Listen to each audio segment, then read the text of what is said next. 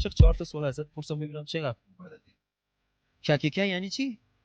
چی؟ کککه اینو بلدم. ببینیم. اینو بلدم.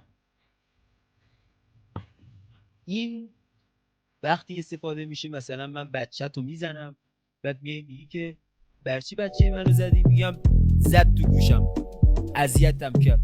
بعد تو چی میگی؟ میگی ککه یعنی کرد که بابا یه خورده ماده روش بذار دیگه حاجی. میگه این ککه. این به کنار. بیل بو یعنی چی؟ اینو بلد نیستم. تلاش کن. بیل کولیش بود یعنی بالا کولش بیل بود دیگه. دیگه. آدمی که مثلا بیل کولش بود یعنی پر رو بود، فکر کرد آدم خاصی. مثلا یکم چوس مثلا اینجوری بعد را میرفت. نه مثلا تا دیروز بیل کولیش بود. تا دیروز آلما پرادو سوار میشه. یه دونه آخری ازت بپرسم، سکروته یعنی چی؟ یعنی این مایعات دماغ بر روی صورتش جناب عالی تشریف داره. خوشم اومد. یه لولی از قومیا رو داری ولی خب هنوز